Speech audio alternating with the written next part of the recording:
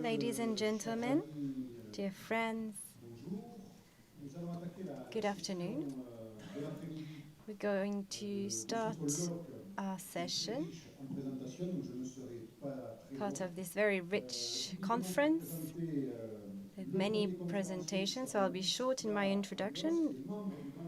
Let me introduce Luis Pla Alos, who is a member of the General Grand Chapter of Spain. I've known Luis for a while because he was a member of a Loge of the Grand Orient de France. So it's a pleasure to see you again today. You're going to present a specificity of the French Rite in Spanish Masonry in the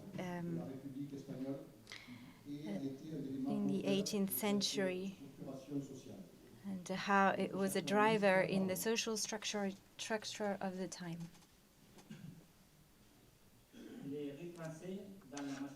So, French Rite in Spanish Masonry in the 21st century. So I apologize in advance for my pronunciation, my French pronunciation. In order to understand the current situation of Masonry in Spain, and more particularly of the French Rite, we need to review the history of our country. From the 18th century up to now, we observe that the various periods that have marked the history of Spain have had a negative impact on the development of Freemasonry. Its reality was very different from our surrounding countries. Not only regarding the low number of lodges and of brothers, but also within the lodges, because the Masonic transmission done in a sustainable way wasn't able to take place. So I'm going to talk about the diverse periods, various periods of repression, freedom, and repression, so that you can understand how scarce the periods of freedom were for Spanish Masonry. In the 18th century, during the Enlightenment, Masonry didn't exist in an organic way in Spain. For most of Spain, we only found 5 to 6 lodges with a sporadic presence, not a very significant one. They were mostly made of foreign Masons, mostly English. This Masonic void is mostly due to the fact that during this century, Spain was largely under the grip of the Catholic Church. It was marked by a large influence of the Inquisition and the bulls of Pope Clement XII in 1738 and Pope Benedict XIV in 1751, which were excommunicating Freemasons. This had a strong impact in Spain, contrary to Great Britain, that was Protestant, and France and the Austrian Empire, where monarchs didn't enforce these papal bulls. However, in Spain, the Bourbons, Philip V and Ferdinand VI, put them into force immediately after the adoption of many prohibition decrees of Masonry, and the persecution and repressions that followed were maintained until 1808, both from the Inquisition and the successive Bourbon monarchs. In the 19th century, in 1808, from the French invasion and the suppression of the Inquisition during Joseph Bonaparte's reign, that we find the creation of the first National Grand Lodge under the French auspices, made of French citizens and educated Spanish people. It's with the French defeat and the return on the throne of the Spanish Bourbon king Ferdinand VII, an absolutist king, that it was the most harmful period of time in the history of Spain, and the Inquisition started publishing immediately prohibition orders against Masonry, with repressions against Freemasons and educated citizens in general. They were also called the afrancesados. It was one of the harshest periods in the history of Spain that has only been surpassed by the Francisco Franco dictatorship. They were the last Inquisition's execution was done through what we call the juntas de fe, and it was the execution of the Maître Cayetano Ripoll, who was hung for his atheist beliefs. It's only when the Spanish Constitution in 1869 was voted that Spanish Masonry was able to develop with a certain normality, but mostly from the proclamation of the First Spanish Republic in 1873. That's only when Masonry started to expand with the approval of the law on associations in 1887. And that's the first time that Masonry gathered in Spain the necessary conditions to become legal. However, once more, between 1896 and 1900, Masonry fell in disgrace again, mostly because it's made responsible of the loss of the last Spanish colonies in Cuba, the Philippines, and Puerto Rico. Large sectors of the society, influenced by the Catholic Church, blamed Masonry and prosecuted them to be complicit with independentists and for the loss of colonies. This is when Spanish Masonry is going into a critical situation that is leading it to a near disappearance. We can say that during the 19th century, Masonry only enjoyed a period of 27 continuous years in a certain normality. 20th century. In 1901, we start seeing Masonry recomposing slightly, and that took place until the start of the Second Republic and coincided with its climax, its most significant climax. However, during this first third of the 20th century, once more, a dictatorship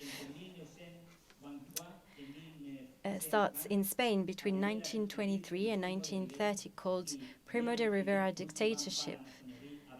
Although it wasn't hunting Masonry with the same cruelty as in the previous periods of time, it's still weakening it. During this period of time, the lodges must stay clandestine and are acting in defense of freedom against the clergy, and are even contributing to starting beacons of propaganda against the dictatorship initiatives. The proclamation of the Second Republic on the 14th of April 1931 is welcome with great satisfaction by the Masonic family, and it's characterized by the defense of the Republican values and anti-clericalism. During the Second Republic, between 1931 and 1939, Spanish Freemasonry becomes more political and fragmented at the same time. In the constitutive Cortes of the Second Republic, 119 out of 575 seats were occupied by Masons, most of them belonging to progressist and Republican parties. On the 18th of July 1936, the dictator Francisco Franco, with the support of landowners, bankers, and the Catholic Church hierarchy, made a coup that would mark the beginning of the Civil War, one of the most tragic periods in our history. And with the victory of fascism in Spain on the 1st of April 1939, starts one of the darkest periods for Spanish Freemasons. Franco attributes to what he calls the Jewish Masonic alliance all the problems in Spain, and that's how he justifies his coup and the persecution and repression that followed. 2 months only after the military uprising, General Franco dictates the first prohibition decree and persecution decree against Masonry. In 1938, he orders the destruction and the removal of all Masonic symbols, considering that they were contrary to the Catholic Church. According to Professor Ferrer Benimeli, all Freemasons who didn't escape what we call the national area, occupied zone, were shot or murdered. The mere fact of being a Mason was enough for the execution of hundreds of people without any motive. Executions, imprisonments, torture, exile was what Spanish Freemasons were going to experience. A relentless persecution until total removal. On the 1st of March 1940, the Franquist government created what we call the Special Tribunal for the Repression of Masonry and Communism. We must admit that Franco, under the term communism, would include socialists, anarchists, Republicans in general. The day after, the official bulletin of the state would publish this law. This was a retrospective law that would allow the expropriation of goods and to convict people. Article 6,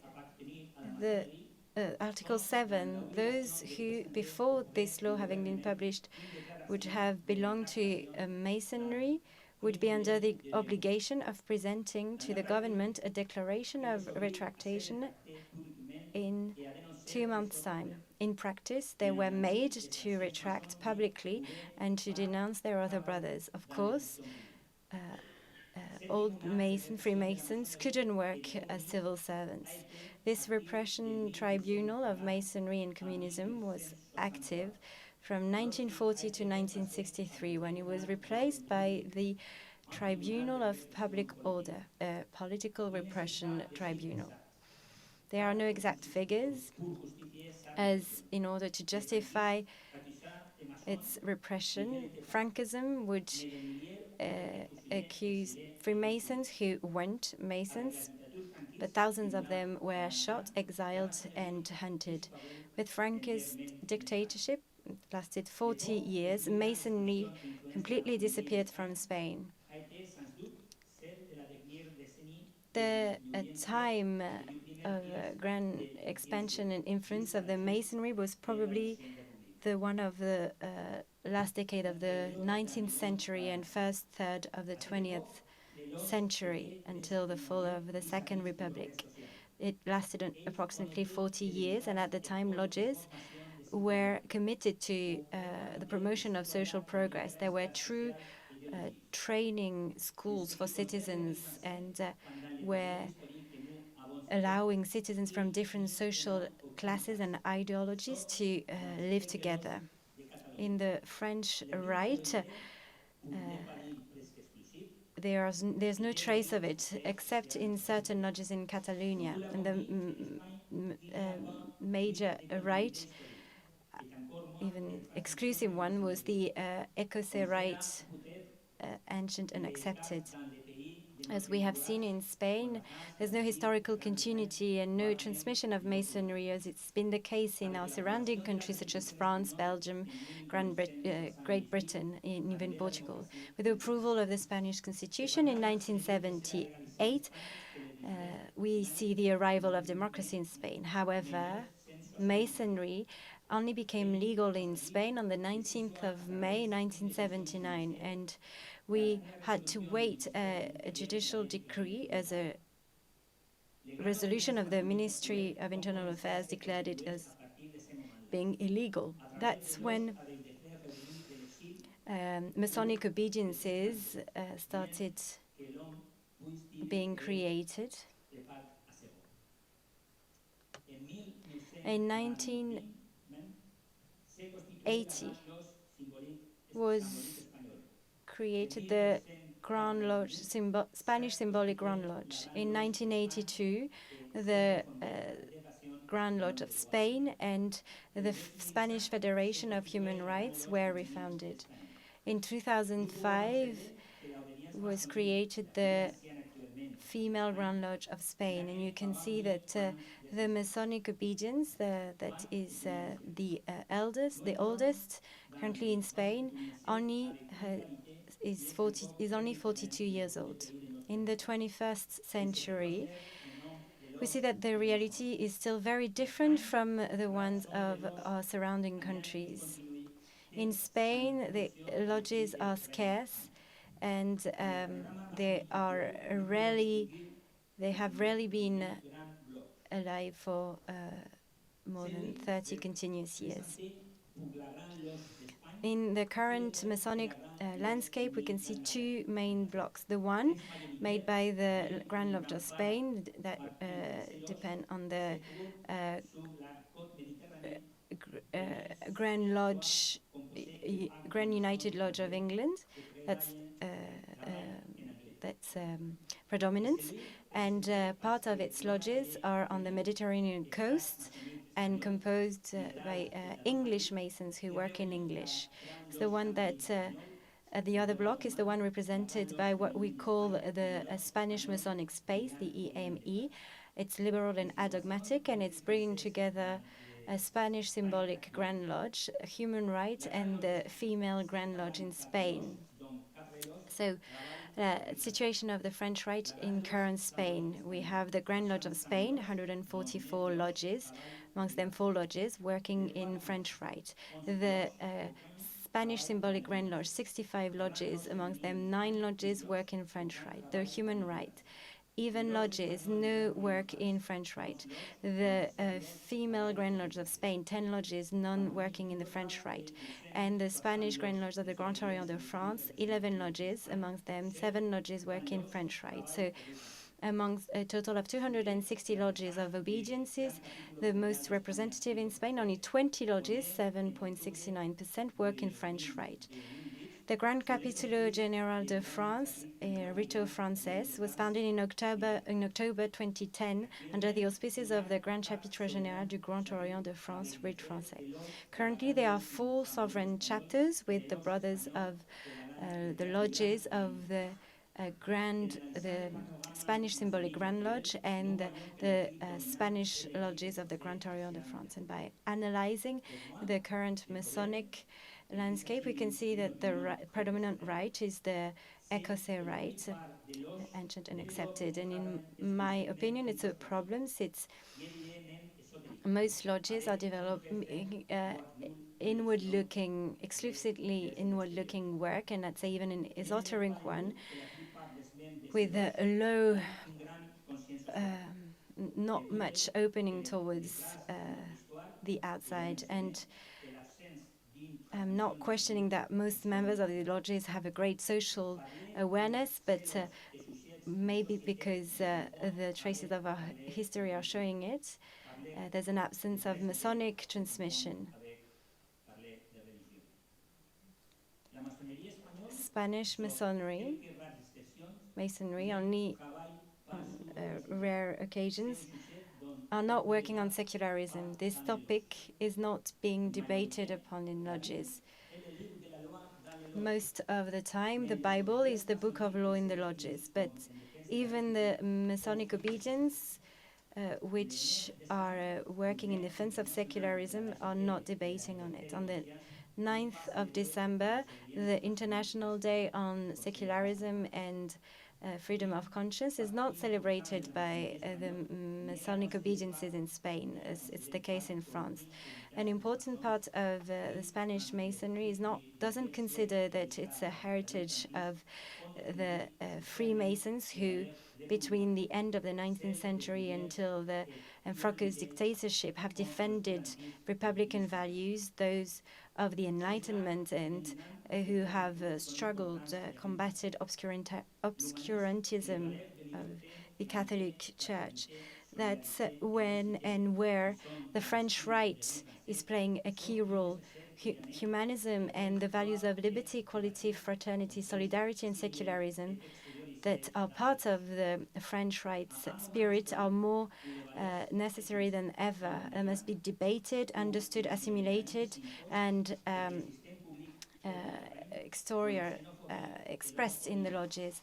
We are going through a historical time where ethical values are declining, where neoliberalism is imposing on us, is more and more present, where the public system is losing ground, where xenophobia, homophobia are gaining foothold, dominated by media, economic interest, fake news, intellectual laziness.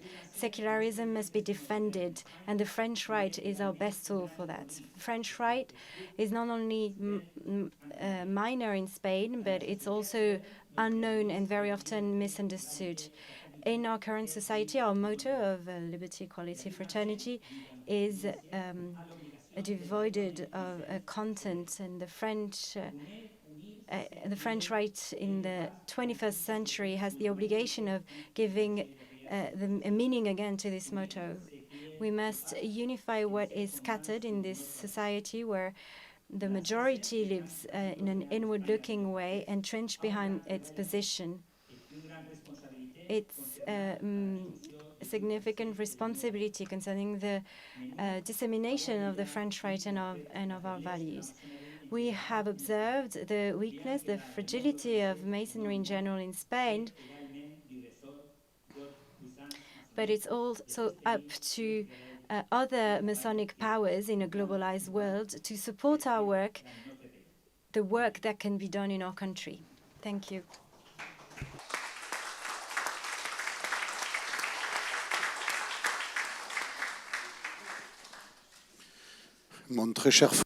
My dear brother Luis, Great Secretary of Interior Affairs of the General Chapter in Spain and member of the Chamber of Administration, it's very difficult to follow you. In fact, I don't want to take the floor now that you've given us such a wonderful presentation. The words that you used, the events that you depicted, and the way that you traced through history shows the positioning of Freemasonry in Spain and also the support that you received from the Grand Orient de France. I was delighted to hear you speak about the fact that you were able to not only benefit from symbolic support but also support over the course of time. And we will have time during the open discussion to come back to what you mentioned earlier, what I may propose now so that we can respect the agenda. We will have a debated discussion at the end of all 4 speakers taking the floor, which means that everyone will also have an idea and time to discuss and digest what you've just said, because you have mentioned a lot of information, and then we'll be able to come back with regards to the projections. Therefore, I just wanted to bounce off the remarkable presentation of what Freemasonry was in terms of the structure, the foundations of the Republic, and this in the light of dictatorship that plagued your country. Thank you. Without further ado, let's move on to our next speaker. Why don't you come and sit with me, and let's move to our next speaker now. Our next speaker being Laure, who is a former TSPGV of the Grand Chapitre Général Féminin de France. My dear sister, please come up and take the floor. Where would you like to put yourself? I can move. Put yourself wherever you want. I don't know where I should sit down. Okay, thank you very much. Get yourself comfortable. Thank you very much. I will be talking about the French right for women in France, but also internationally, and what is the legacy left by the Enlightenment. I know that I've only got 20 minutes, so I therefore decided that I wasn't going to give all of the different references, all of the things that have been mentioned.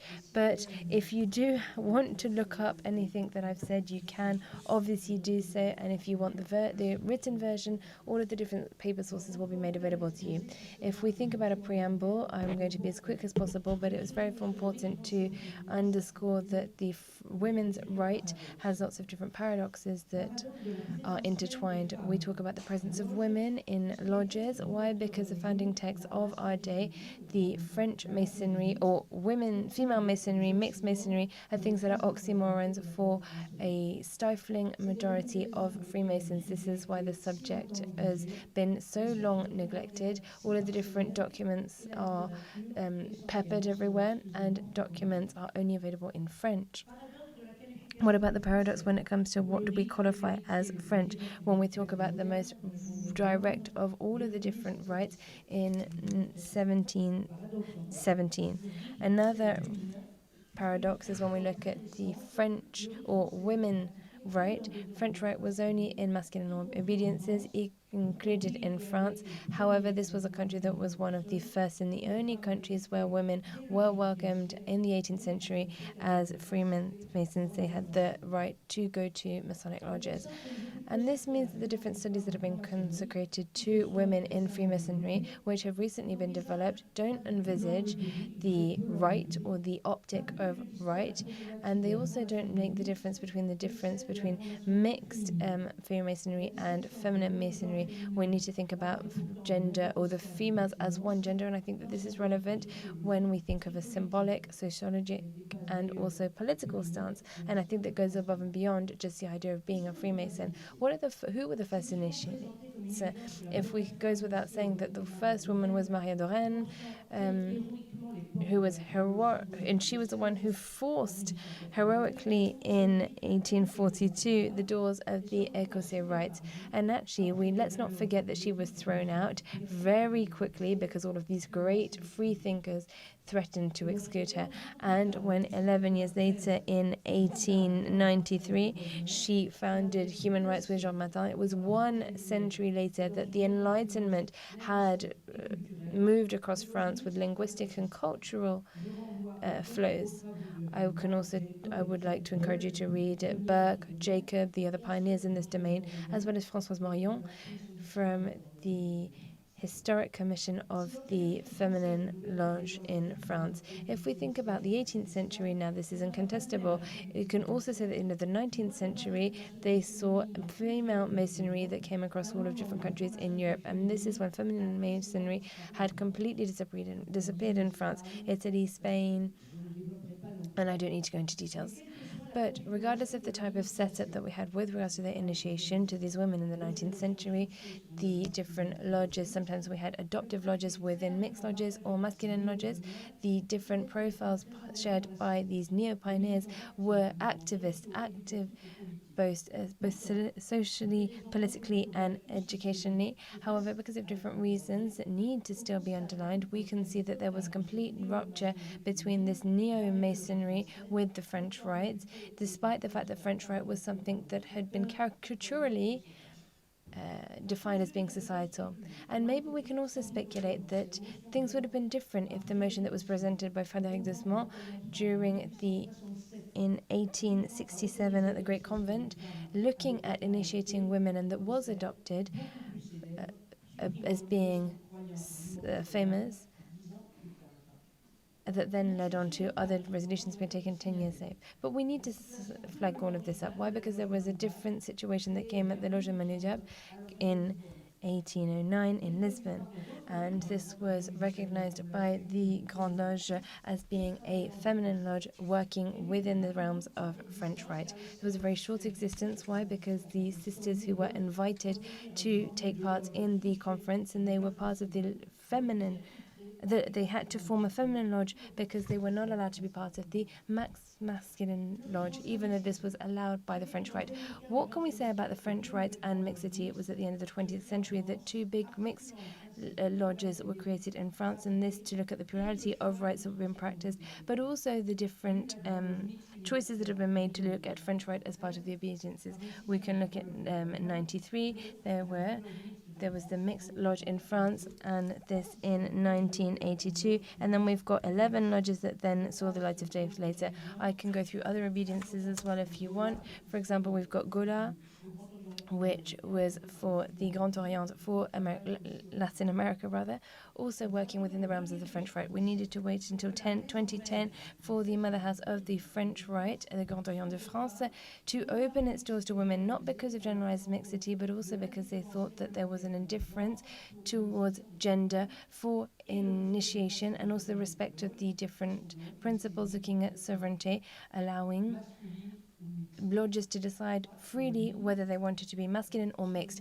but not just feminine. And if you don't know why they couldn't just be feminine, I'm all ears for any questions you may have. When we think about French Rite in female obediences, we have two of them that have a particular space in French Rite. We've got the Grande Loge of France, which was the first to have inscribed in its social pact and implemented the principle of plurality of rites practiced, and the second being the Grand Lodge of Bulgaria, which was the first and the only to this day to have not only put into place these same practices for the and principles for the lodge, but also using French Rite as the official rite of the obedience. If we think about the history of the French Rite and obedience within France, we need to think about the plurality of the story. On the 16th of February 1973, the Grand Orient de France and Féminine gave the rod to the Grand Loge for women in this same Lafayette temple that we're sitting in now. Lots of photos were taken on that day to attest to this. On the 10th of March of the same year, we had the first French Rite Lodge here in Paris, with rites that were codified by Arthur Groussier, that were then also given to the Lodge by the Grand Orient de France. So why French Rite, and why this year in particular? The 1970s, so 1970, in France, we saw lots of different types of social commitment and engagement, which showed different inspiration for lots of different women, thinking about reflection, taking the floor, and also looking at feminist action. When we think about the Grand Loge, the Feminine Grand Loge of France, where we were only looking at Écossais Rite with an obligation to invoke the great architect, we have a higher number of sisters decided that they wanted to open the doors to women who, as the founders of the unit, and I quote, practice a rite that is a way of all types of practices and refuses to go against the humanist aspect of what we're doing, looking at the symbolic Masonic work within our cities. At the same time, we also have Bruce and other Masons who started talking about the creation of a feminine Grand Lodge, as we can see in the bulletin that came out, Les Annales, in February 1973, and as the great mistress mentioned in the speech that was given during the ceremony. They decided to open the door up to new sisters, not to put into danger the identity or the reputation of the Grand Lodge, but really to add to this. If we think about the Grand Lodge in France, this was the fruit of lots of different labour, not only circumstances, but also conscious will to open up its doors, a right and a duty to transmit and also to uphold different political values of the obediences. This was also the fruit of different personalities coming together, allowing for this project to have an impact both in France and in Spain, with the Grand Mistresses, with a lot of activism. We know who the secretary at the time was, well, the brothers know who the secretary at the time was, and allowing them to play a very important role. If we think about the international stage now, it's in Belgium that the Grand Maîtresse in 1920 founded the first female-only lodge working under the realms of French Rite in a foreign country. This then was integrated in the lodge when the obedience was created in 1981. The second country where we saw GFF exporting French writers to Portugal. Portugal with the creation of the Order da Madria Lodge in 1983 in Lisbon, and this was integrated into the Grand Feminine Lodge in Portugal in 1996. This lodge now has 6 lodges working under the realms of the French Rite, including the Humanidad in Lisbon, which was enlightened in 2008 and now has been given a distinctive measure as being an emblematic lodge in Portugal. And I would like to commend our Portuguese sisters who are in the room with us today. If we think about the overseas French departments and territories, we only had lodges for Écossais Rite right up until the 2000s. And why was the reason for this? It's because after we had the first initiations for Togolese women in 1978, we're under a lodge that hadn't yet been recognized by the Grande Loge in France. We also had other lodges that were specifically set up for international work, once again working with Écossais Rite and not French Rite. In 2003, Marie-Soise Blanchoise looked at diversifying the policy for international development in the plurality of rights, and this led to the Grande Loge Féminine de France to create a coordination structure, a collective even, if you will, bringing together lots of different lodges, Crozet Bleu, so for France. Different work streams looking at creating lodges in Israel, in Lithuania, in Latvia, in Estonia, and in Russia. Unfortunately, the work was brought to a standstill because of the COVID crisis. I would like to give a special mention to the young lodge in Bulgaria, unique in its kind. Why? Because other than the plurality of the rights in this constitution, it was the first and once again the only to work with French Rite as an obedience. It was in 2002 that a brother from the Grand Orient de France, member of the Svetlina Lodge in Sofia, contacted the Feminine Lodge in France to submit a request. There were Bulgarian women who wished to be part of Freemasonry. This was given to the Crozet Bleu, and in 2003-2004, 6 Bulgarian women were initiated in the collective lodges of the Crozet Bleu. Port-Océane, Elakiaso in Bordeaux, Unité in Paris, Thalassa in Boulogne-sur-Mer. There was a 6th sister who was initiated in 1991 by Rose Devant and then stepped down, but was reintegrated in Unité and is now working within French Rite. The first lodge that was opened in Bulgaria, Philosophia, it was 9th of May 2009. On the 19th of September 2015, there was the Harmonia de Navarra on the Danube lodge that was put into place. And then there was a third one, the Étoile de Trace, was also committed and was initiated on the 8th of March 2018. This at the end of the International Women's Day, preceding the foundation of the Grand Lodge in Bulgaria, with working with Maîtresse and the Federal Council in front of lots of different delegations coming from the Grande Loge of France, different feminine obediences, different liaison committees coming from International Freemasonry, and also from the Grand Orient de France. For the first time since they had received the Grand Orient de France, the Grande Loge Féminin de France gave French Rite to Tania Carvero. The blue is shining not only in France but also internationally, and this from the 1st to the 3rd grade, and the story stops here. But there is another legacy that I would like to talk about when we think about capillary masonry. But going above and beyond just feminine masonry, I think it's important to also talk about the Anglo-Saxon countries, the side degrees, and in France, we've got also the same semantic battles. If we think about the corpus of the different grades after mastery, and this is very heavily embedded in 18th century French Rite. This is particularly true coming from degrees from the imaginary history of knighthood. this was important for aristocrats in the 18th century so that we can continue with Freemasonry above and beyond the degree or the grade of mistress. 2 centuries later, it was with similar motivations rather, that the Lodge of the Grande Loge de France, pioneers of French Rite, decided to send more urging and pressing requests so that they could continue with French Rite in France and in Freemasonry under French Rite and not Écossais Rite, and this was only accorded 20 years after the patent was given to them. And they also, for some of them, spoke about the fact that they wanted to open a chapter if their requests went unanswered. Nicole Pinard,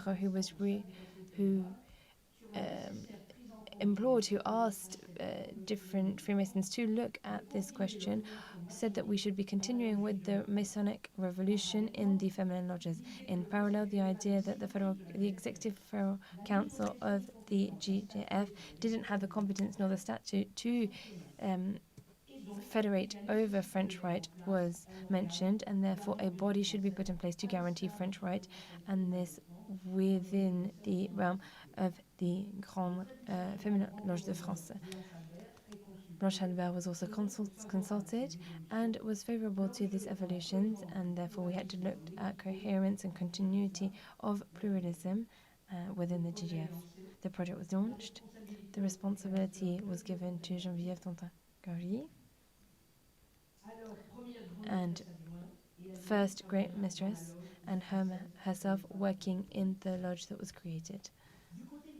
If we now think about the Grand Orient de France, the support of the General Chapter and its brothers in building a Grand Chapter, and also the transmission, if you could maybe speak with the mic right now. Thank you very much. On the 11th of December 1978, there was an agreement for the patent. The patent to be transmitted to the Grande Loge de France was voted the Grand Master. This is also in the bulletins of Annales that you can find this. Philippe Guglielmi was also informed Nicole Pinard of the decision that had been taken. The founding triangle that was put forward by the Federal Council was also in charge of co-opting 18 to 20 sisters who would be mistresses of the GHF. Why am I telling you this? Because in compliance with French Rite and not in Freemasonry, the founders decided that only the sisters who accepted unanimously would be co-opted, which was the case for the women who then entered into Freemasonry. At the beginning of June 1999, the founding team was put into place. The convent in 1999 also voted favourably for the different modifications that have been suggested, and this within the framework of the Supreme Council and the Grande Loge de France. Why? Because these modifications allowed for a second jurisdiction to be opened at the highest of degrees. If we think about the Orders of Wisdom, recently that had been designated by the Grand Master of the Grand Orient de France, then opened themselves up to women. On the 25th of September 1999, in the presence of the delegation of the Great Order of the Grand Orient de France, as well as the Great Chapter and French Rite, as well as the Federal Council of the GGF, the Grand Master of Grand Orient de France, Simone de Vadé, transmitted to Nicole Pinard the patent for the Orders of Wisdom, so that this went one step further than the symbolic French Rite patent that had been given to her 20 years prior. This was a provisionary decision that was taken, and the woman became accountable for the future feminine grand chapters in France, and this in compliance with the engagement or the commitment. Marie-France Picard also gave the patent in full ownership to the Grand Venerable founder of the Great Chapter, the Général de France Geneviève, during the assembly for the GGF jurisdiction, a sovereign jurisdiction, an independent jurisdiction on the 8th of September 2001, which means that the architecture had already been put in place for the GGF, and that there was a separation between the administration and also the ownership of the patent. As we mentioned with the Creuset Bleu, this was the opening to the creation of different obediences and lodges in France. The General Chapter in France quickly put into place an outreach policy for continental France, metropolitan France. This would allow women to create different chapters, notably internationally. If we think about this, the journey that was taken for the creation of blue obediences and lodges, up to now they have created two big chapters. You've got the Grand Chapitre Féminin in Belgium in 2007. You've also got the Grand Chapitre in Portugal in 2015. And there was a chapter that was also initiated under once again in the jurisdiction of the Grand Chapitre Général de France in Bulgaria. And this led to the creation of a general grand chapter in Bulgaria. There was also a circle, then this is equivalent to the triangles in the blue degrees that is in French Polynesia. After taking stock, let's talk about affiliation and also legacy. We know that the first Freemasons of the former regime of the empire worked not towards French right but adoptive right. But don't you think that this is a little bit abusive for French Freemasons in the 21st century to try and claim this heritage or this legacy of the Enlightenment as being their own? I believe that we need to look at the nuances. Why? Because all of the different rituals were made and written by men with the same cultural, philosophical and moral substrates and adapted to nature, but to the feminine nature, and nature I say with a pinch of salt, as was presented by the brothers at the time. In addition to this, there were no rites that were fixed during the second half of the 18th century, though mixed lodges had been in place since 1740, as has been mentioned in my presentation. Therefore, we can believe, my dear brothers and sisters, that the same rituals were being used within the same lodges in an endogamic fashion between men and women in the 18th century, and the social proximity of Freemasons also supports this hypothesis. The legacy left by the Enlightenment has left a community of ideas and values, and this is the geopolitical anchoring in the 18th century France society that actually led to different Enlightenment values and ideas that gave French right its legitimacy. However, despite the fact that there was lots of opposition and lots of clubbing of heads, the Masonry of women, as it was called, was met with quite irritating condescendence when we spoke about women being frivolous, as was mentioned in Trianon. It was now documented, or has now documented, that the first Freemasons in the 18th century were participating, just as their male counterparts were, in the melting pot, the boiling pot of Enlightenment discourse, and also notions looking at reason, equality, rights, and philosophy that were mentioned this morning. There was a new French female discourse that was coming to play, and this has been mentioned for the admission of women in cities and also in Orient, and also as with Freemasons, and we saw lots of different speeches being mentioned, and I quote, "Let's learn that we can only come out of slavery through revolution." If we think about French Masonry now in the 18th century, history often gets intertwined with that of the Grand Orient de France. It is undeniable that this was a vector for women to allow them to access to Freemasonry because of the responses, the answers that Freemasonry were giving to spiritual questioning, but also the discovery or extension of sociability and mixed sociability of exchanging of knowledge. This joint measure, if we think about dogma but also transcendence, was important in philosophical and social debates. This exercise looking at diverse responsibility and accountability within a collective optic, which was reserved at the time to the aristocratic elite, for us seems very current for French right Freemasons in a context that has been wonderfully democratized for Freemasons today, and in the general context of Freemasonry across the globe. Now more than ever, we need to come out as a minority and to dare deal with our strengths. Thank you.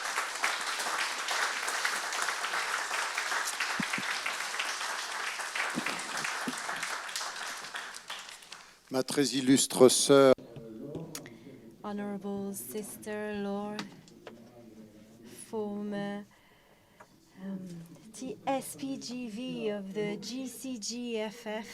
These are very long title. Thank you for your speech.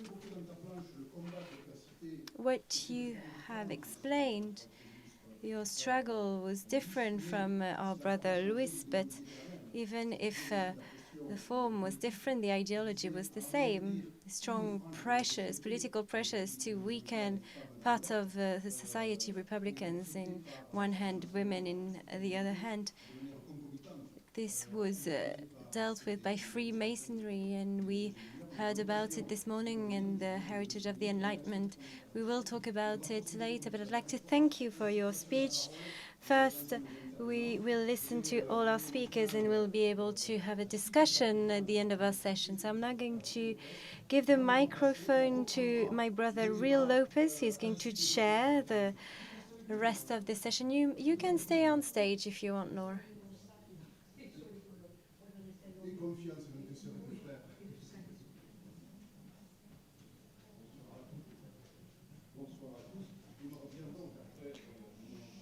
So good afternoon. After Jean-Pierre Garrigues, I am now going to introduce our next two speakers. And I think that it's very smart to have them sit behind this desk. I hope you can hear me well. So I'll introduce myself briefly. I am Real Lopes, Grand Secretary at the Foreign Affairs of the Grand Chapitre Général French Rite of Grand Orient de France, and I have the honor of introducing and calling on what we call the Orient, our dear brother Joachim Grave dos Santos. He is. You may come and sit on this chair, and I'll spend 2 seconds on your introduction. So, Director of the Archives of the Lusitanian Grand Orient. You've heard it. It's the Grand Orient of Portugal. We say Lusitanian because Lusitania means light. So it's not by happenstance that we've chosen this term, as the light there, the light of the sun, is very bright. So he's in charge of the archives of the Grand Orient Lusitania. He's the editor of Gazette PDF document that we find on the internet.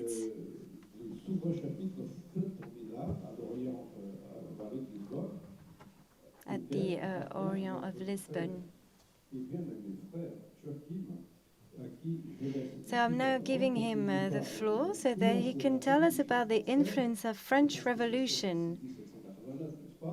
I think since 1789, right?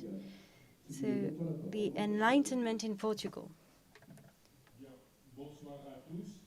En réalité, ma présentation s'appelle Rite Français, Lumières dans les archives de l'Inquisition. My presentation is about French Rite in the archives of the Portuguese Inquisition. In a report of 1803, the criminal magistrate of Barro Alto, José Anastasio Lopes Cardoso, informed the Intendant General of Police, Diogo Ignacio de Pinamanique, of the state of affairs of Freemasonry in Portugal. This document, which is currently in Brazil, is a text immediately subsequent to the foundation of the Lusitanian Grand Orient, in which the magistrate did not hesitate to include Freemasonry amongst the main enemies of the throne and the altar. Although this magistrate admitted that Masonic principles in themselves would not be the true seeds of the revolution, he did not fail to declare that what I observe is that the men designated by impiety and rebellion are the most distinguished in Masonic zeal.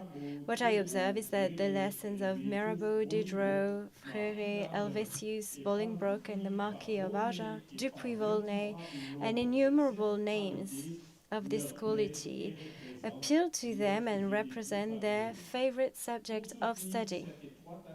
To support this close association between Freemasonry and Enlightenment authors, Lopes Cardojo recalled a document that contained the project of a Masonic library, which had recently been seized in the investigation against the Freemason Vieira Court.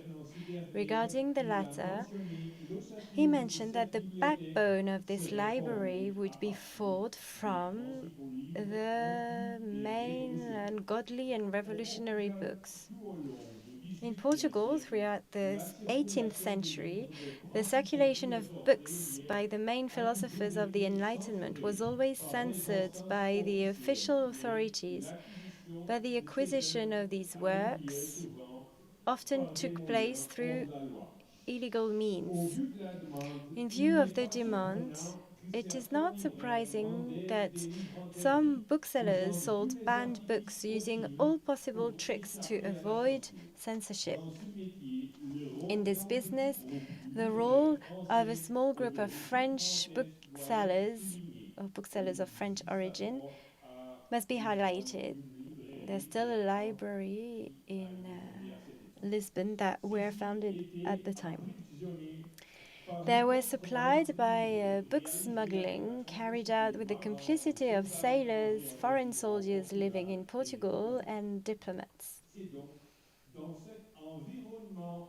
It was therefore in this obstinate environment of defending public safety and tranquility in which the Intendant General of Police sought to repress anything that could be seen as contrary to an established and old regime power in accelerated decadence, that we can insert Lopes Cardojo's association between Freemasonry and the ideology of the Enlightenment.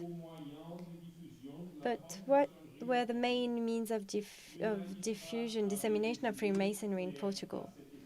The magistrate had clear ideas in this respect, based on the statements of several Freemasons imprisoned in the dungeons of the General Intendancy of Police and the Inquisition, which had the competence to judge the crime of belonging to the Masonic order. For him, there was therefore no doubt as to the causes that had led to the expansion of this type of sociability in the kingdom, referring explicitly in his report to the ports and the regiments of foreign military in the service of Portugal as being the main centers of proliferation of Masonic lodges.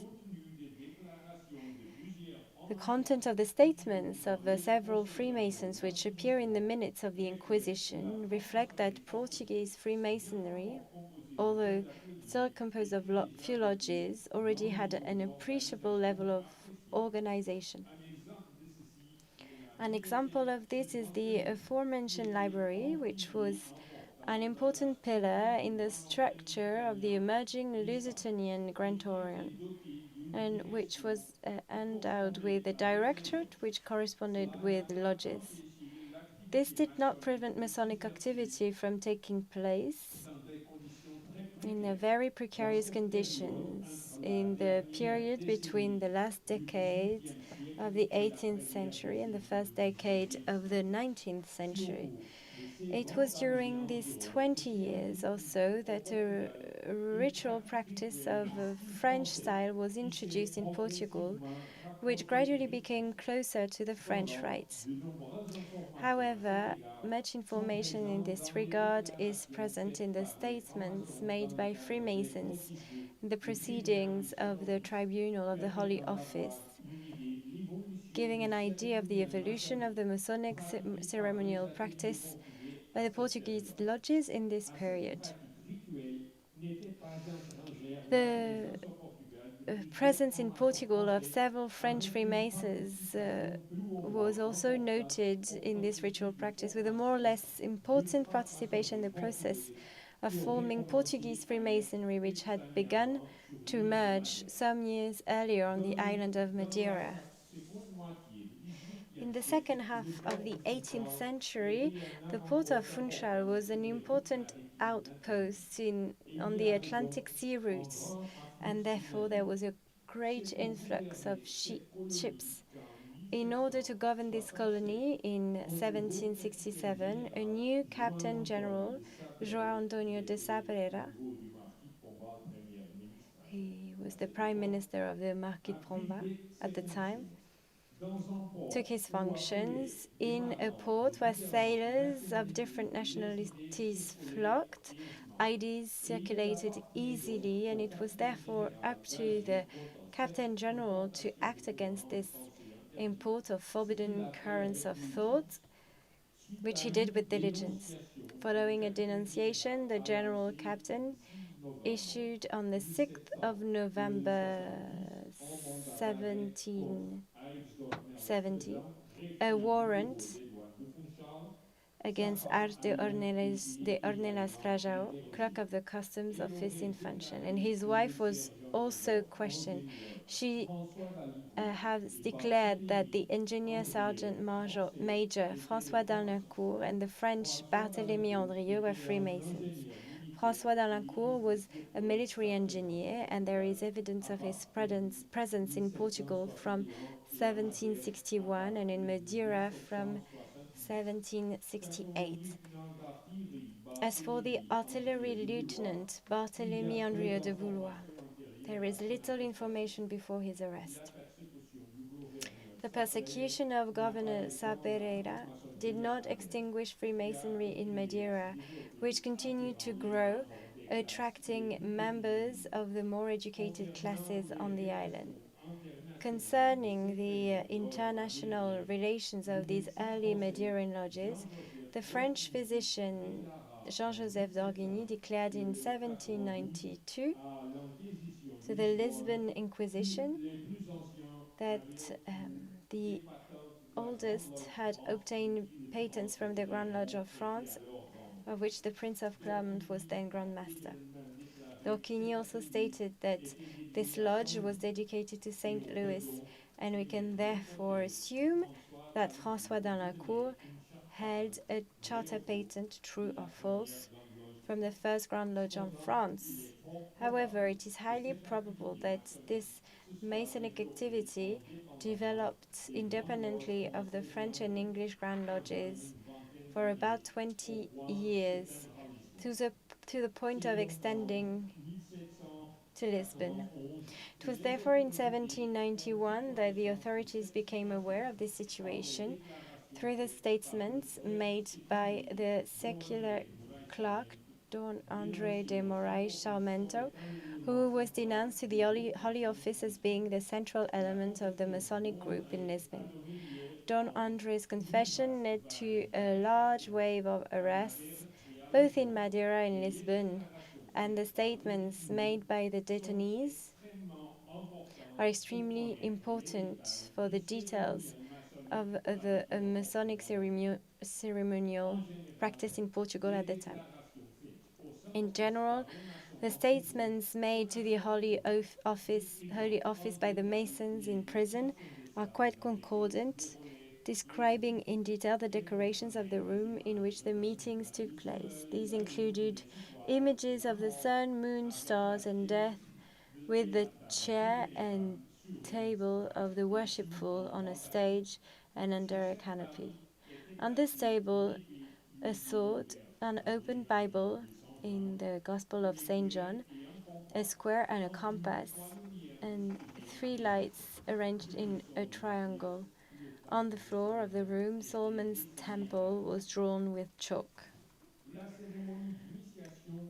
The initiation ceremony began in a small room which served as the chamber of reflection, where the candidate was stripped of all metals and ritually prepared by the terrible brother.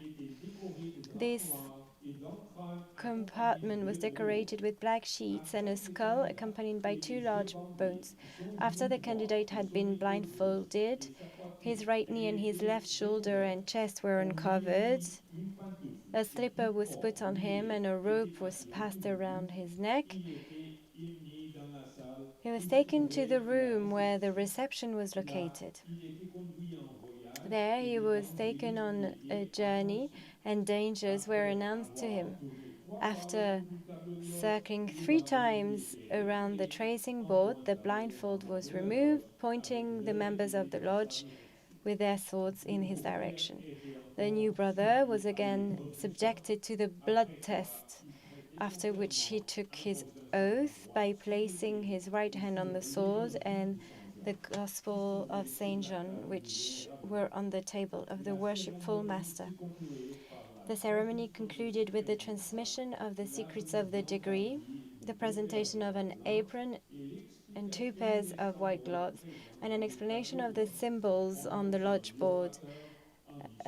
The speaker delivering a speech alluding to the entrance of the new member. In all these ritual procedures, the French tradition is very present, whose rituals were most often handwritten notebooks translated into Portuguese, which had as their source revelations published in France.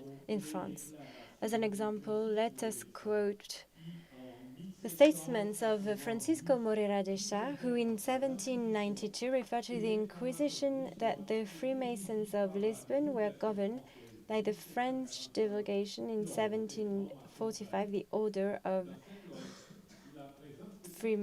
Betrayed Freemasons.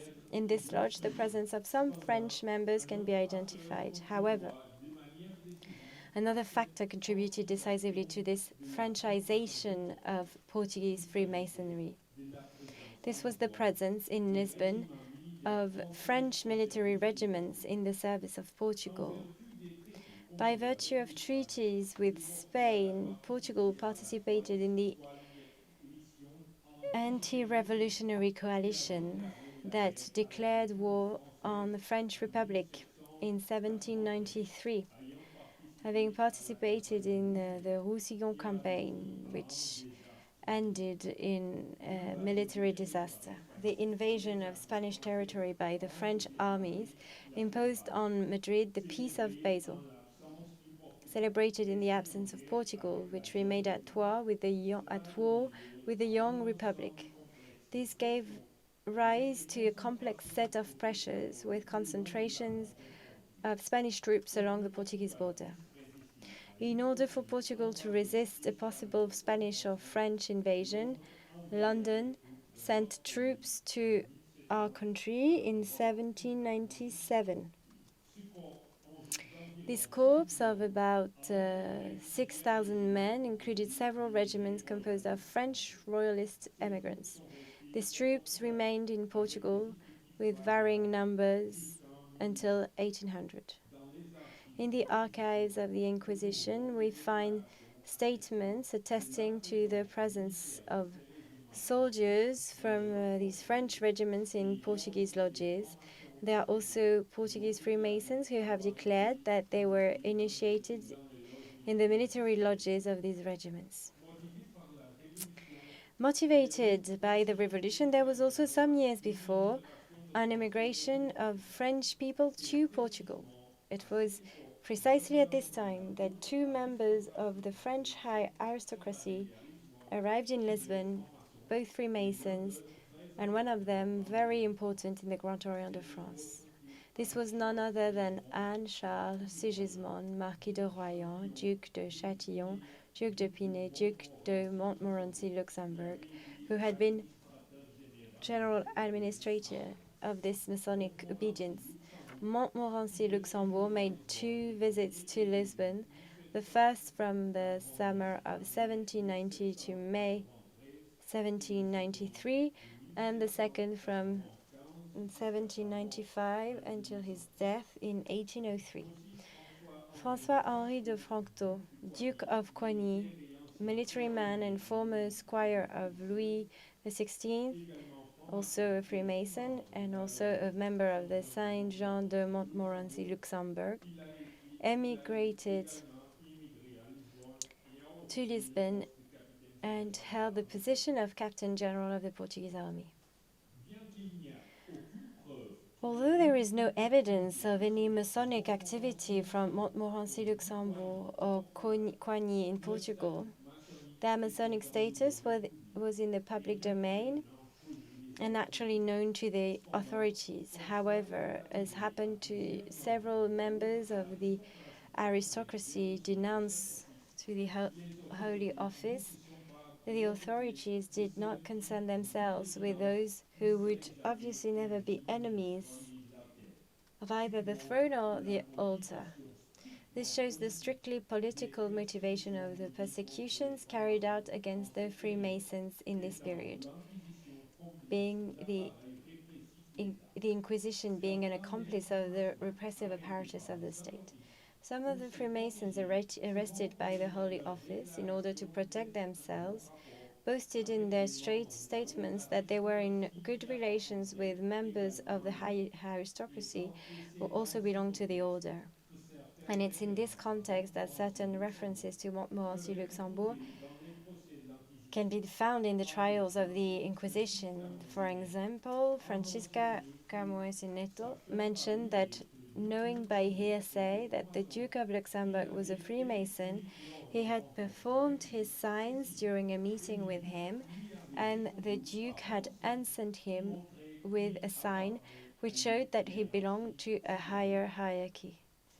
However, the proceedings of the Holy Office attest that in the last decade of the 18th century, certain side degrees began to be known in Portugal, and at the beginning of the 19th century, in the nascent Lusitanian Grand Orient, there was already a High Lodge, the chapter of the Knights of the Sword. Also, Francisco Álvarez de Nóbrega, in declarations of the 22nd of June 1803, declared to the Inquisition that Curvo Samedo and João Vicente Pimentel Maldonado would be the few Masons to have the highest degree at that time, that of Rosicrucian Knights.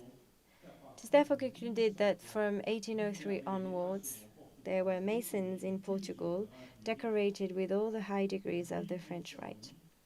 In 1808, a ritual for the 3 symbolic degrees was published for the lodges of the Lusitanian Grand Orient, of which no known example survives. Although the full text of this publication is not yet available, a secondary source, nevertheless, allows us to affirm that this first ritual of reference was not only inspired by the French Masonic tradition, but was even inspired by the founding texts of the French Rite.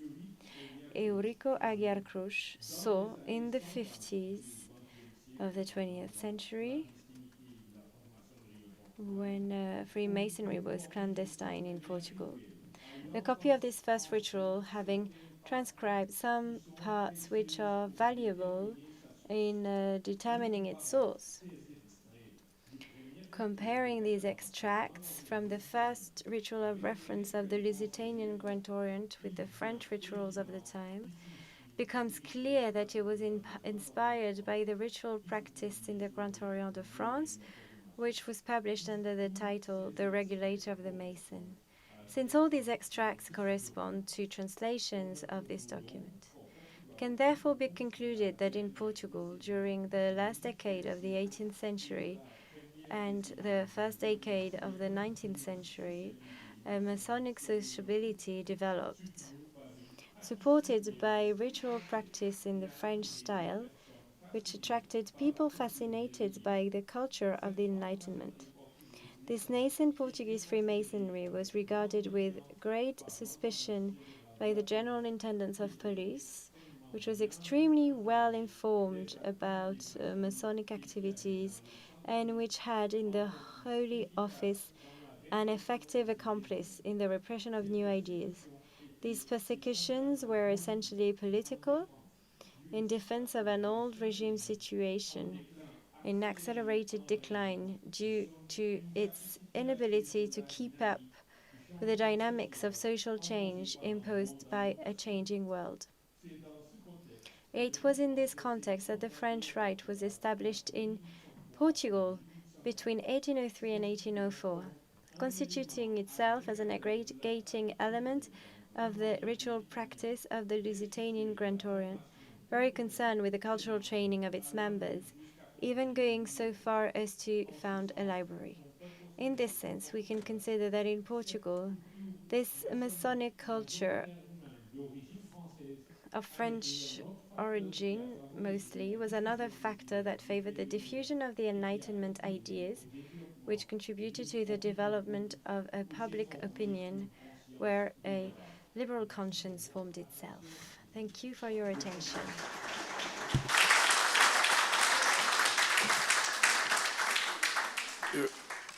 Mon très cher frère, Thank you very much, my dear brother Joachim. Thank you so much for having taken the floor. I'm not going to give any sort of comments or feedback, not because I don't want to, but because actually you were wonderful. You stuck to your 20 minutes, but we are running a little bit late. I'm now going to ask you to come and sit next to me for the discussion. But prior to this discussion, we have a last presentation I'd like to call Joe Wages. Joe, I hope you're in the room. Joe, are you out there?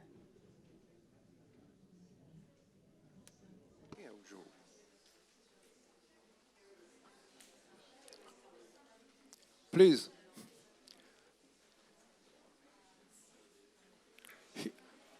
Here. The speaker? Here. Yes.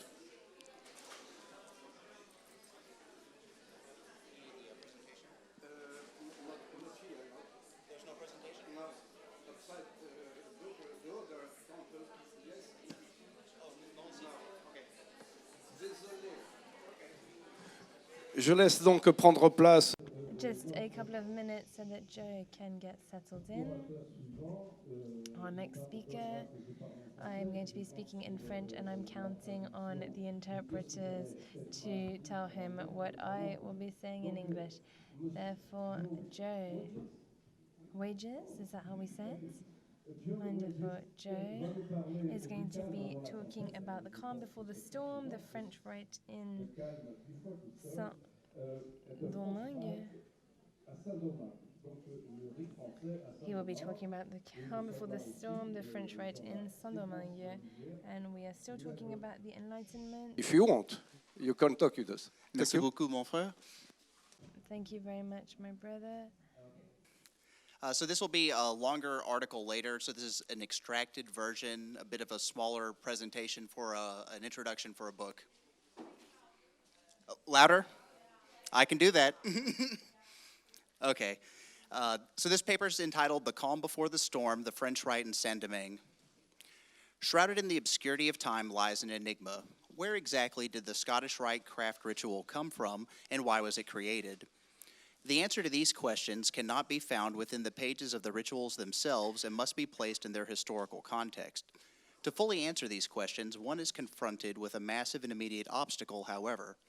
The sources point to a late 18th century origin in Saint-Domingue, but due to the extremely violent nature of the Haitian Revolution, little to nothing remains there from before 1804. The majority of the colonial records left in Saint-Domingue are lost to time, but external sources remain scattered about the globe in various archives. Sorry. Okay. This data can be reassembled to gain a better sense of the macro-Masonic history through the creation of metadata for every lodge that has materials available. In reassembling this data, not only can we see the arrival of Freemasonry to the island and its rise and fall, but for the first time ever, we can see precisely the entire life cycle as well as the Masonic networks of Etienne Morin's Loup Parfait in Order of the Sublime Princes of the Royal Secret. Surprisingly, we observe that not only was he a founding Masonic figure there, but that the systems he gave birth to created a national identity so strongly entrenched that the Grand Lodge of France did not give a firm foothold. It was only after his death that the Grand Orient de France succeeded in bringing the island under its control.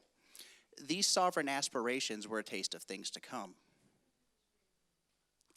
The First Lodges, 1740 to 1749. Freemasonry arrives in Saint-Domingue between 1738 and 1740 in Le Caille, with the founding of the Lodge La Concorde. This story is recorded about 30 years after the fact and is likely a second-hand account.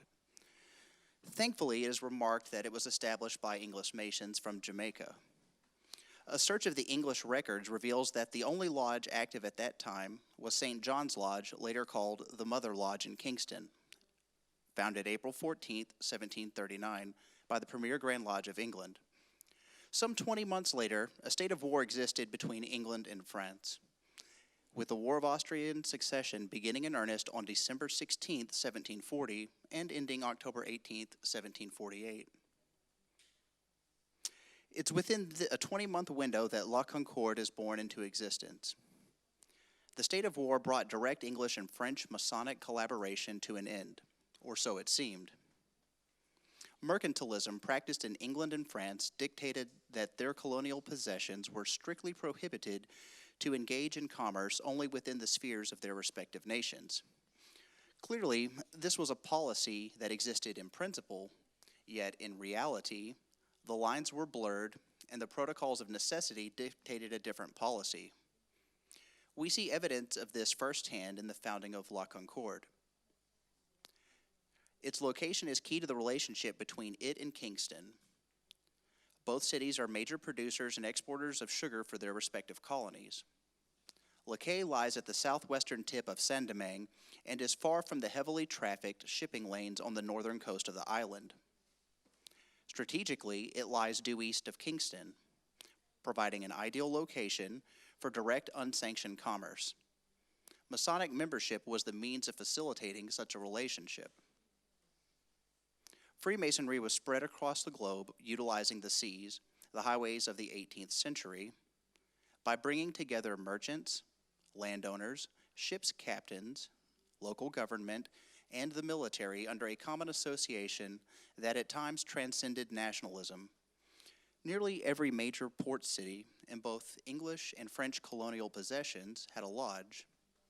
Saint-Domingue was exceptional by comparison, counting at least 39 known lodges and many more high-degree bodies attached to them throughout the life of the colony. One expects nothing less from the Pearl of the Antilles, whose output counted for half of French GDP during its existence. Understanding the Masonic social networks of the 18th century, therefore, is key to understanding trade networks. Marin's first system, the Alos Parfaite, 1745 to 1760. Masonic membership was key to commercial success in this time period and additionally offered the prospect of substantially better treatment if one were taken prisoner. There are several contemporary accounts of Masonic courtesy superseding foreign policy out of fraternal respect. The most germane of these is that of Etienne Morin being taken prisoner twice by the English, the first time in 1745 and then again in 1762. Both of these events changed the course of Freemasonry forever on the island, making Morin a deputy for the Alos Parfaite and the Grand Lodge of France. Morin used these powers to become the dominant figure until his death. At the close of 1760, at least 7 lodges had been founded in Saint-Domingue. 3 lodges, Saint-Esprit and Léogane, L'Union and Petit Goave, and Parfaite Loge de Cos of Port-au-Paix had demised. The remaining 4 lodges, La Concorde and Le Caille, with its high-degree bodies, the Perfect Scottish Lodge, Saint-Jean de Jerusalem Écossaise, and its symbolic lodge, La Parfaite Harmonie, in Cap Français, along with La Concorde and Saint Marc, were all united as members of the system of the Alos Parfaite, and all under the influence of Morin directly. This is why he was the obvious choice of deputies for Saint-Domingue.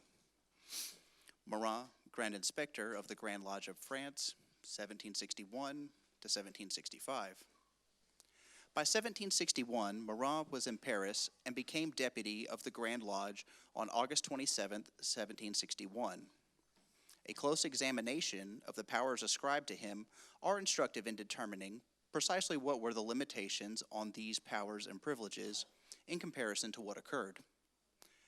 We have, by general consent, constituted and instituted by these present constitutions, we institute and give full and entire power to Brother Stephen Marin, whose signature is in the margins hereof, to form and establish a lodge, to receive and multiply the Royal Order of Freemasons in all perfect and sublime degrees, to take care that the statutes and regulations of the Grand and Sovereign Lodge, general or particular, be kept and observed, and never to admit therein except true and legitimate brethren of sublime Masonry, to regulate and govern all the members who will compose the said lodge that he can establish in the four parts of the world where he will arrive or will be able to remain, under the title of Lodge of St. John, called La Parfaite Harmonie, giving him power to choose such officers to help him, to govern his lodge as he sees fit, whom we command and enjoin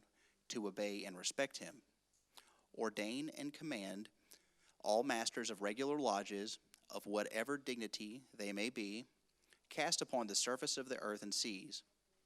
Pray and enjoin them in the name of the Royal Order, and in the presence of our most illustrious Grand Master, to recognize as such, and we acknowledge our dearest brother Stephen Marin as respectable master of the Lodge of La Parfaite Harmonie, and deputize him as our Grand Inspector in all parts of the New World, to enforce and observe of our laws in general, and by these present constitutions, our very dear brother Stephen Marin, and our Grand Inspector, authorizes and empowers him to establish in all parts of the world perfect and sublime Masonry.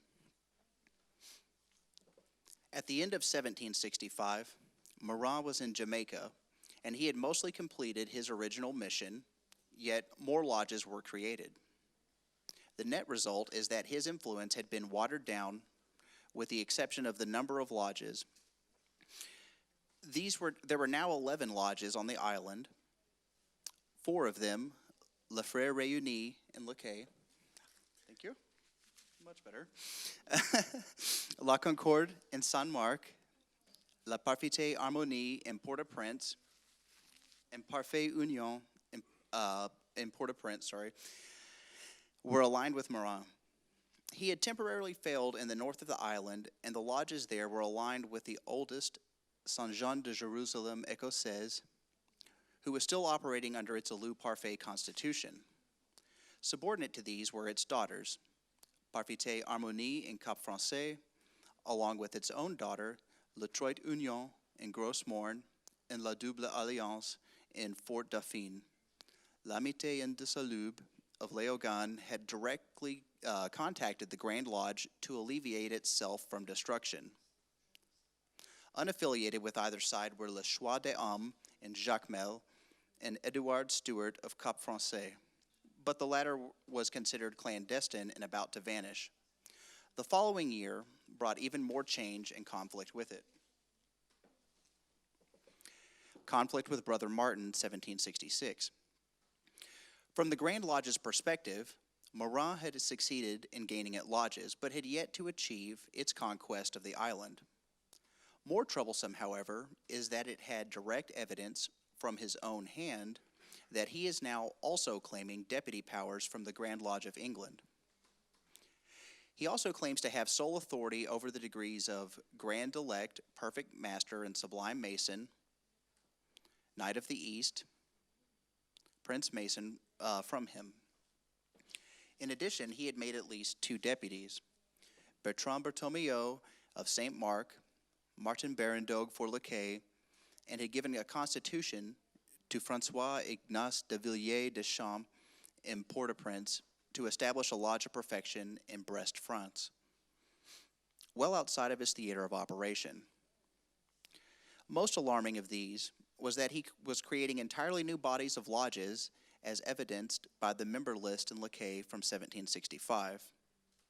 All of these facts considered together led to his removal as deputy on July 17, 1766. Quote, Brother Martin, member of the Grand Lodge of France, obliged to pass to America, gives his demission.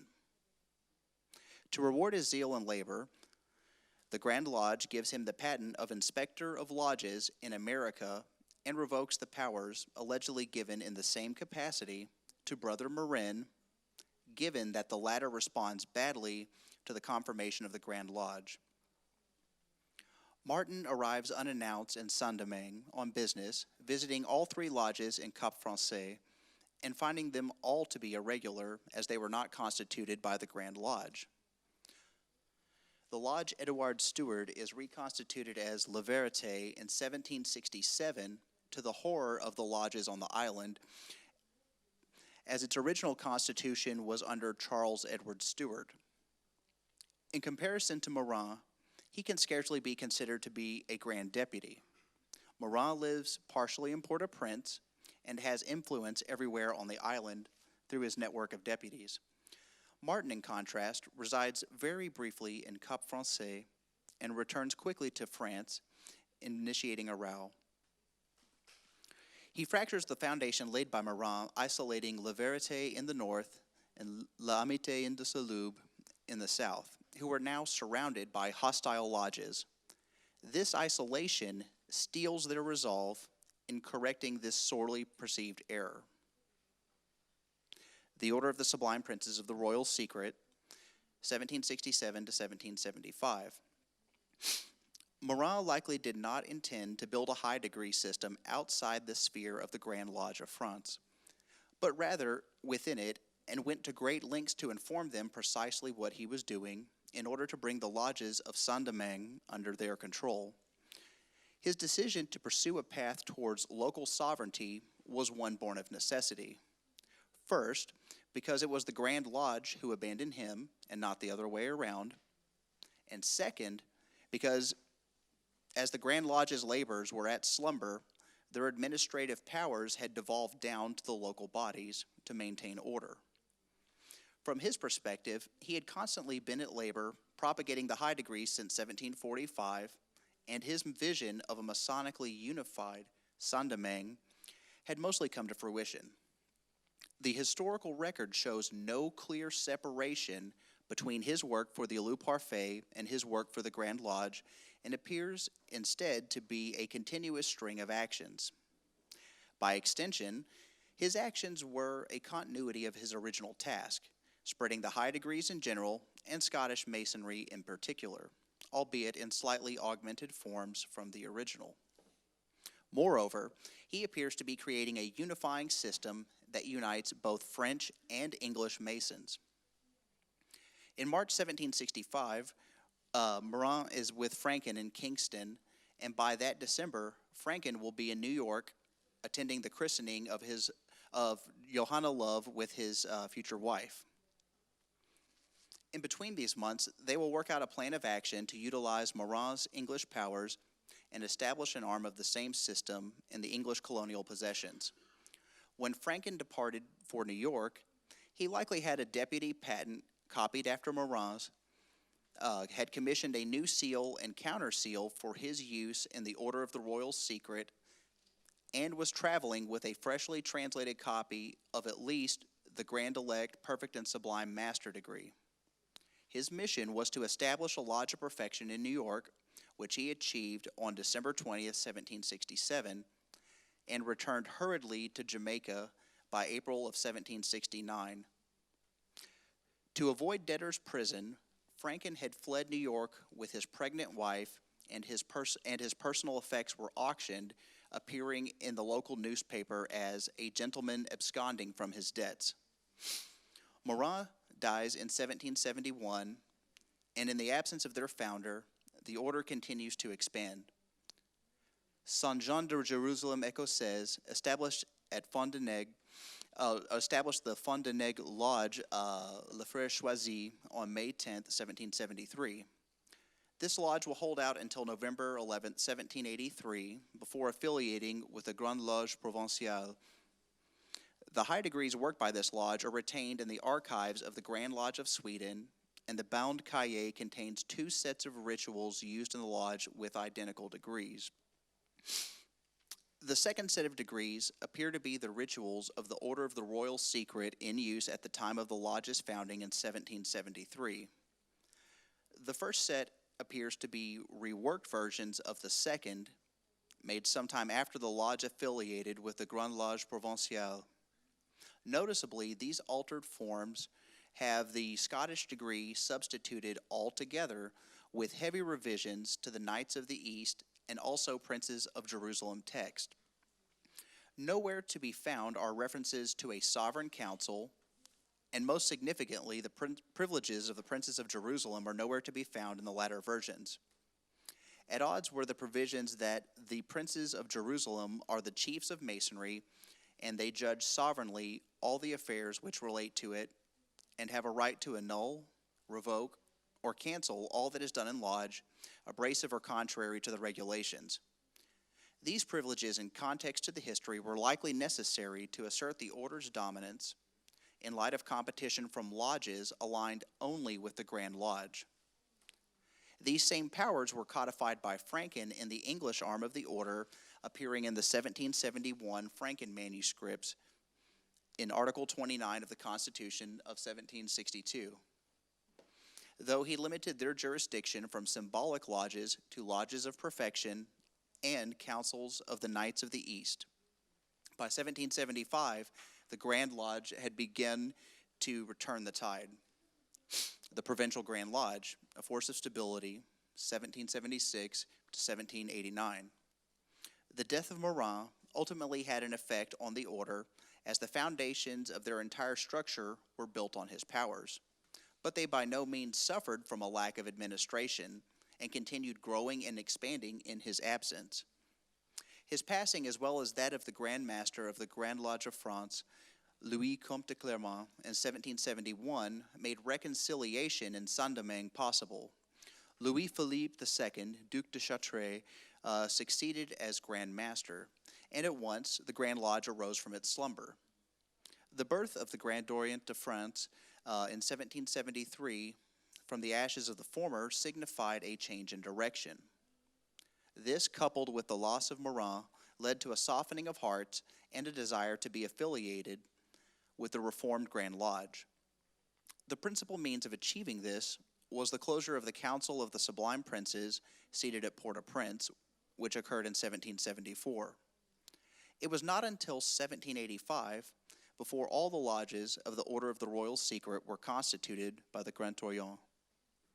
It had successfully brought the entire island of Saint-Domingue under its control for only 1 year in 1787, but its success was short-lived, and the map of her dominion was ever-changing on the island.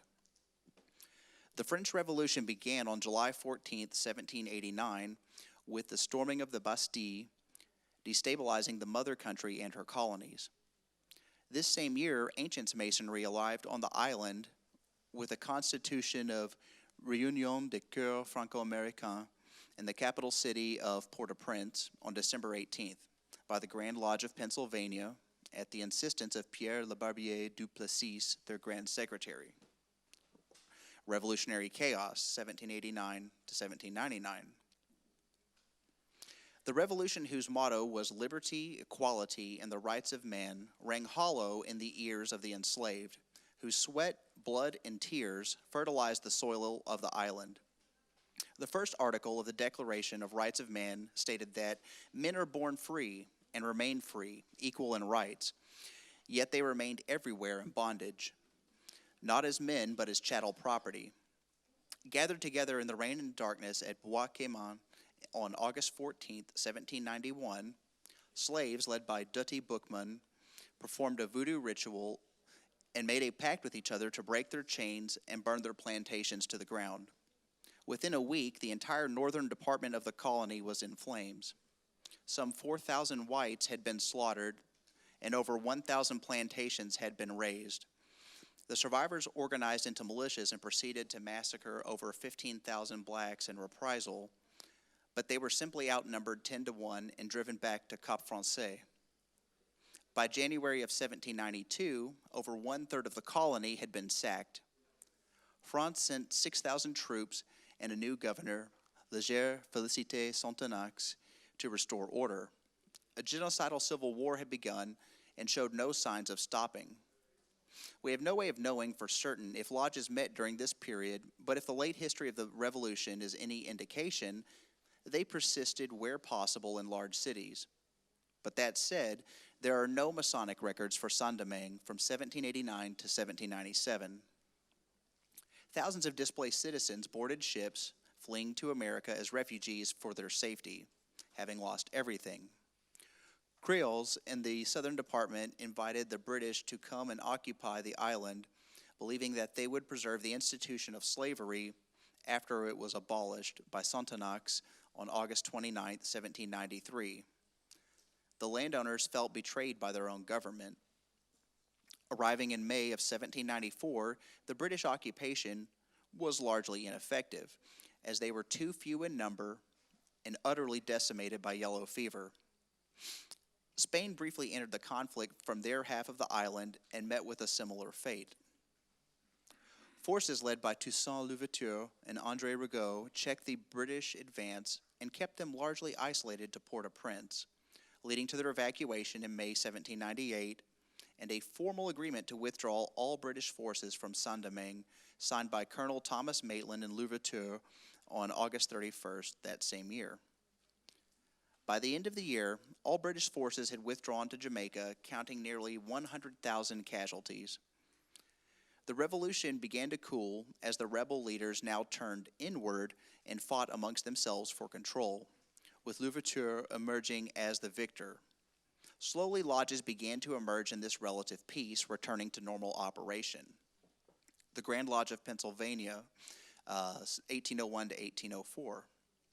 As Réunion de Cœur Franco-Américain had survived the revolution, it was in a unique position to spread ancient masonry across the island in the west and south jurisdictions.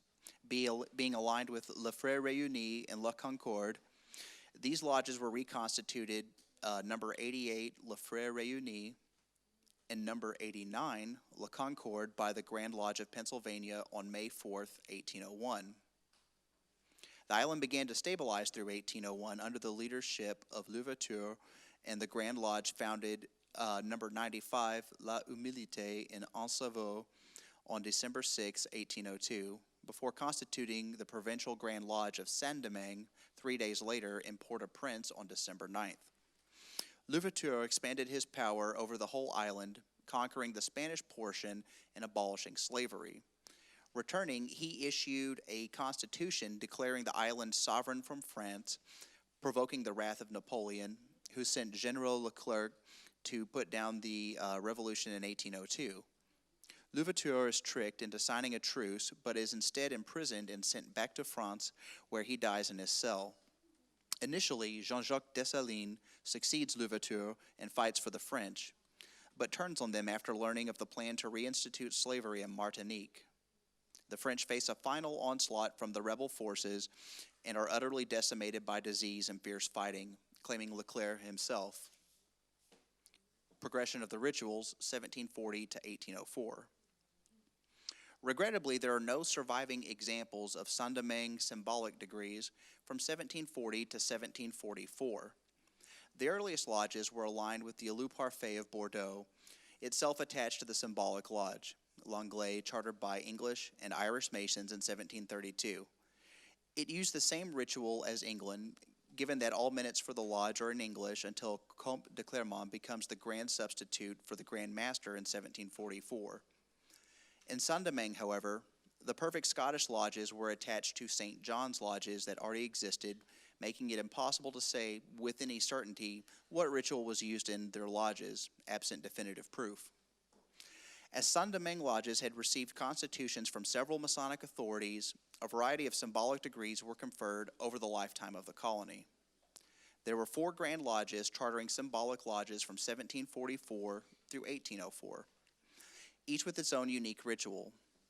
All of these ritual influences are evolutionarily linked, and when combined with the ancients' degrees, contain all the necessary ingredients to compose the 1804 Guy de Maison Écossais. The arrival of the French Rite through the Grand Orient ushered in a period of stability, peace, and prosperity that truly was the calm before the storm. The Haitian Revolution upended the colony and severed old associations. Revolutionary struggles gave way to the lodges seeking new recognition from the ancients in the Grand Lodge of Pennsylvania, as well as the philosophical Scottish Rite in Paris. These Masonic lodges continued to labor in earnest right up until the final moments, despite the chaos outside their doors. It's in this metadata that we can observe the Masonic history of Saint-Domingue by placing the evolution of the Masonic ritual in context within these different periods, leading up to the creation of the Scottish Rite craft ritual, and answering why with a great degree of satisfaction.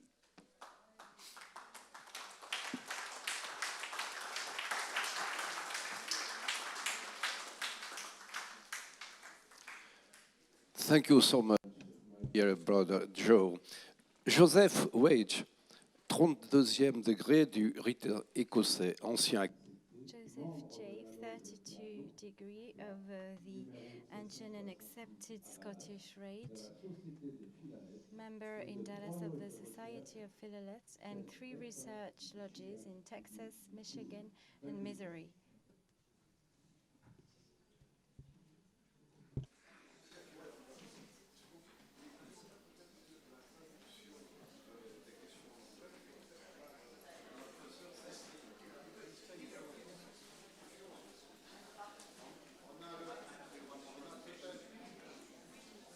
On a peut-être quelques minutes jusqu'à 16 heures. We have a few minutes until 4 o'clock if you have questions.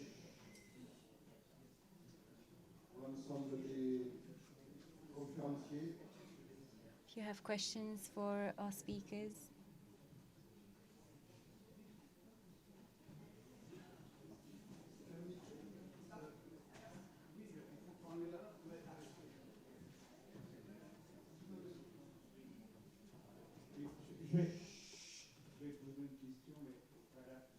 I have a question.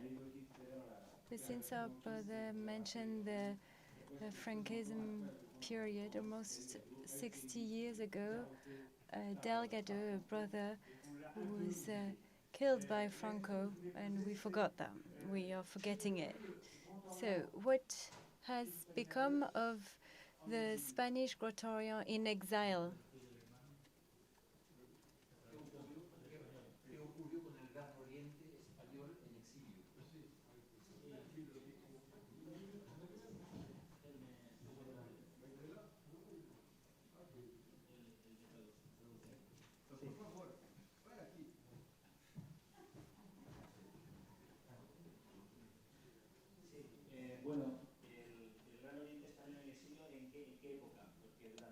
De la República Española desapareció completamente, fueron a México, fueron a Marruecos, pero posteriormente desaparecieron. Luego cuando se reconstituye, bueno. Donc il a disparu. So it disappeared during the Franco's period, exiled in Mexico, Morocco, and it was created again in Latin America. After democracy, it was born again.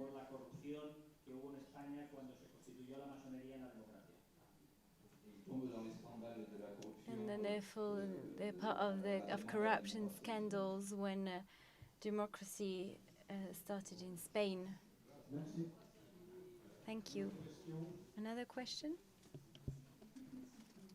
Just a very short question. Very often I hear that military men are initiated. Why the army in particular? Oh, they're quite often initiated. I'm curious about this.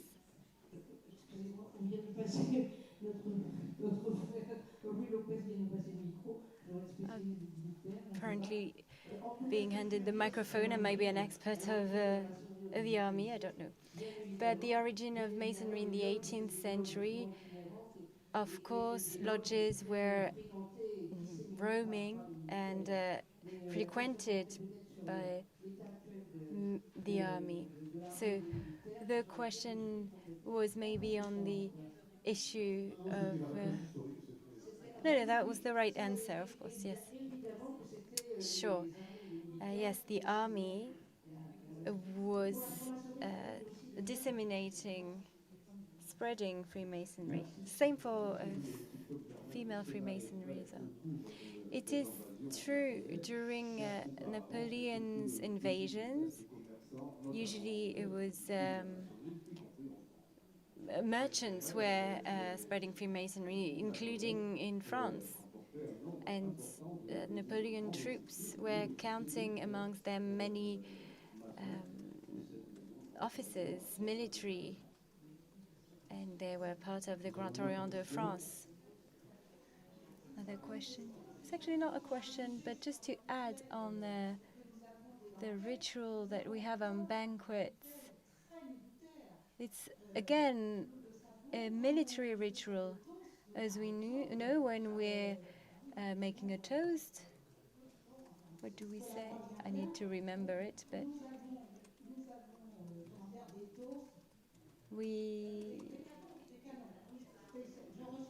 the canons, I think. Yeah, all our rituals, even at the female Grand Lodge in France, we're still making these toasts.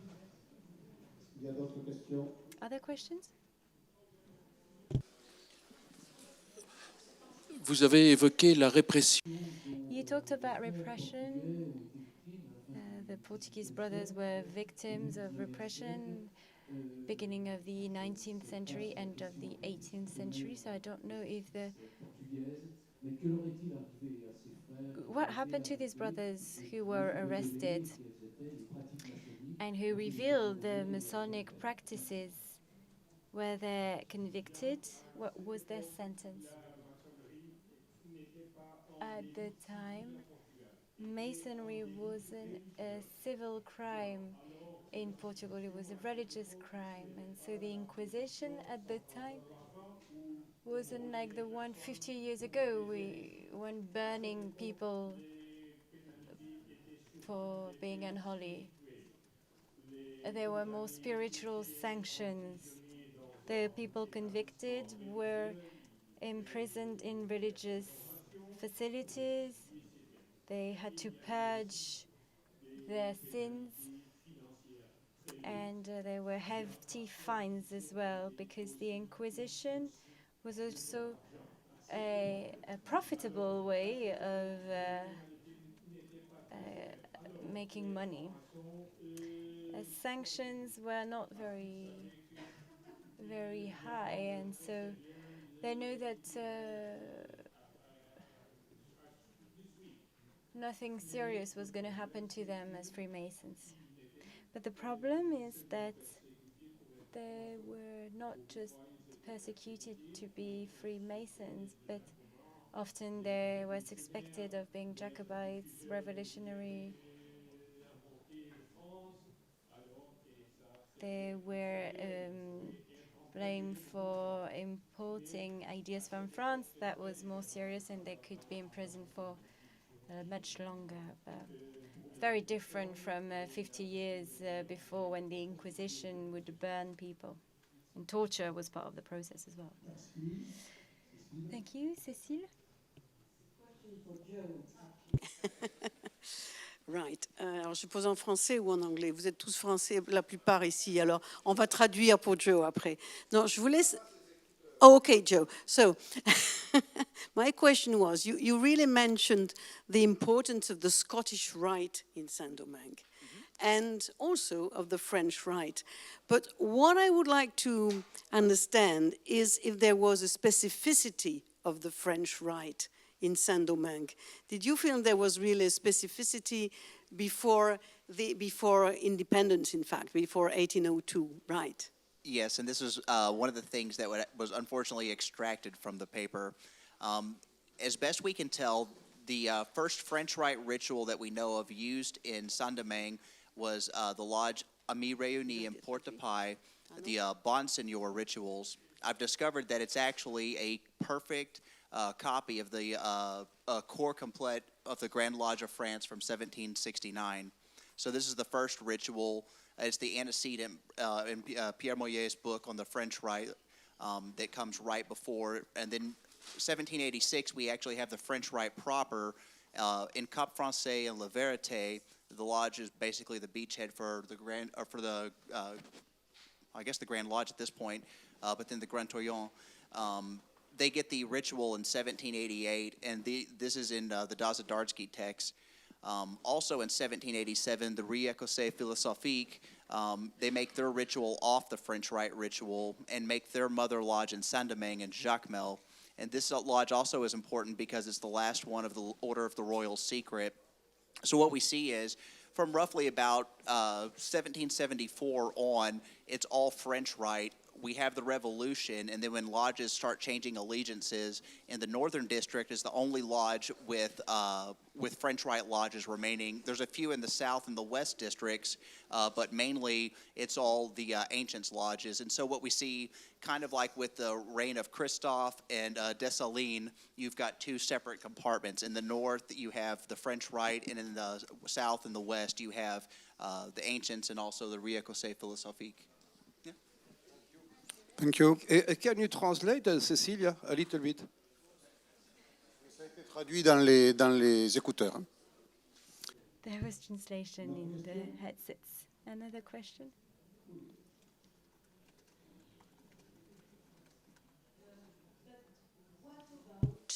The mind of French Templier, is it a relationship? I'm sorry, I don't understand. The Templars? Is Knights Templar in Saint-Domingue? I have no evidence for this.